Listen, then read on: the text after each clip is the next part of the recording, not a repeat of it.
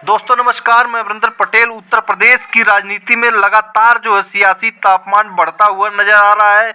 Samajwadi party ने Ballia Lok Sabha seat पर बहुत बड़ा भारतीय जनता पार्टी के साथ खेल कर दिया। ऐसा कद्दावर प्रत्याशी उतारा कि निश्चित तौर पर यहां पर समाजवादी पार्टी जीत की ओर बढ़त बनाती हुई नजर आ रही है। आपको बता दें कि लोकसभा चुनाव का मंच सज चुका है। एक आध राउंड का प्रदर्शन वोटिंग भी हो चुका है। इसी बीच बलिया लोकसभा सीट की गर्माहट भी बढ़ गई है, क्योंकि लंबे इंतजार के बाद आखिरकार समाजवादी पार्टी ने अपने पत्ते खोल दिए। सपा ने ब्राह्मण बहुल सीट पर सनातन पांडे को लोकसभा का उम्मीदवार बनाया है। भारतीय जनता पार्टी बीजेपी ने यहां से पूर्व प्रधानमंत्री चंद्रशेखर के बेटे राज्यसभा सांसद नीरज शेखर को टिकट दिया है। नीरज शेखर के सामने सनातन पांडे को मैदान में उतारना नाहले पर दहला माना जा रहा है। जैसा कि दांव माना जा रहा है, सनातन पांडे 2019 में बलिया से सपा के उम्मीदवार थे। तब बीजेपी के वीरेंद्र सिंह मस्त मैदान में थे। उस चुनाव में वीरेंद्र सिंह के हाथों सनातन पांडे को शिकस्त मिली थी, लेकिन दोनों के बीच महज 15,519 वोटों का फासला था। मात्र 15,000 वोटों से लोकसभा का चुनाव 2019 में सनातन पांडे हारे थे। सपा के कद्दावर नेता है। 2024 के लोकसभा चुनाव में बीजेपी ने यहां अपना प्रत्याशी बदल दिया। उसकी जगह लाए गए नीरज शेखर। ऐसे में सभी की निगाहें इस बात पर टिकी है कि सपा बलिया से किसी टिकट देती है। सनातन पांडे के नाम को लेकर चर्चाएं पहले से चल रही थी। अब ऐसा ही हो गया, सनातन पांडे को टिकट मिल गया। अब बताते समीकरण क्यों है समाजवादी पार्टी के पक्ष में।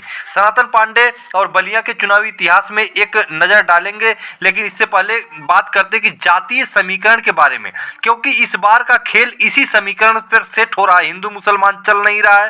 मंदिर बन गया है, सभी पूजा पाठ कर रहे हैं, लेकिन मंदिर कोई राजनीतिक इश्यू नहीं है। इस तरह का पूरी तरह से परसेप्शन बन चुका है। घबराहट है भारतीय जनता पार्टी में कि हिंदू मुसलमान चल नहीं पा रहा है। बलिया की कुल आबादी आपको बता दें 25 लाख है। 25 लाख मतदाता बलिया में है। करीब करीब 18 लाख जो है कि इसमें जो है कि 25 लाख कुल आबादी है, जिसमें 18 लाख मतदाता हैं। इसमें सबसे ज्यादा वोट ब्राह्मण समुदाय का है। 3 लाख ब्राह्मण वोटर है और राजपूत यादव दलित वोटर लगभग 2.5 लाख है।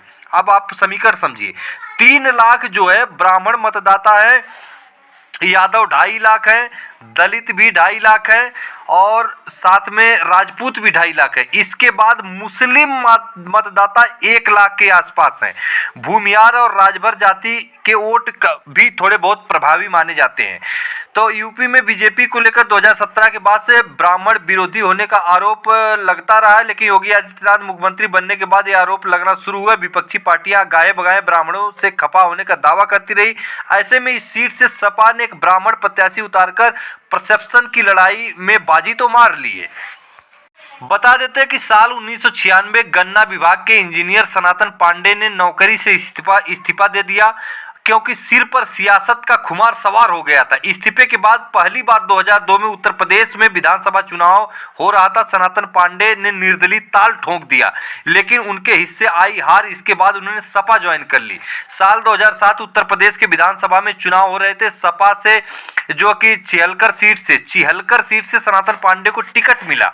वे चुनाव लड़े और नतीजे उनके पक्ष में रहे, जीत गए। 5 साल बाद 2012 में फिर विधानसभा के चुनाव हो रहे थे। तब चिहलकर विधानसभा सीट को समाप्त कर दिया गया।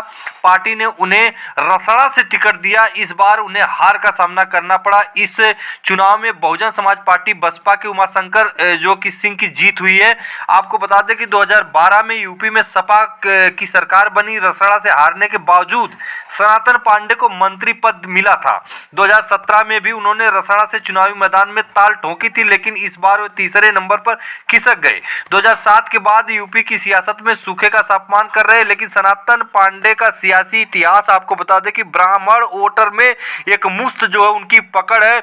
यादव मुस्लिम मतदाता वहां पे अच्छे खासे 2.5 लाख यादव मुस्लिम यादव और 2.5 लाख 3 लाख ब्राह्मण और लगभग 1.5 लाख के आसपास मुस्लिम मतदाता एक मुश्त एक पटरी पर बैठेंगे। और यहाँ पर भारतीय जनता पार्टी से बढ़त बनाती हुई जो है समाजवादी पार्टी यहाँ पे दिखाई दे रही है, क्योंकि हिंदू मुसलमान चल नहीं रहा है। अगड़ा बनाम पिछड़ा भी कई कई सीटों पे चल रहा है। कई कई सीटों पे अगड़े को टिकट अखिलेश यादव ने दिया, जैसे घोसी का हो, बलिया का हो।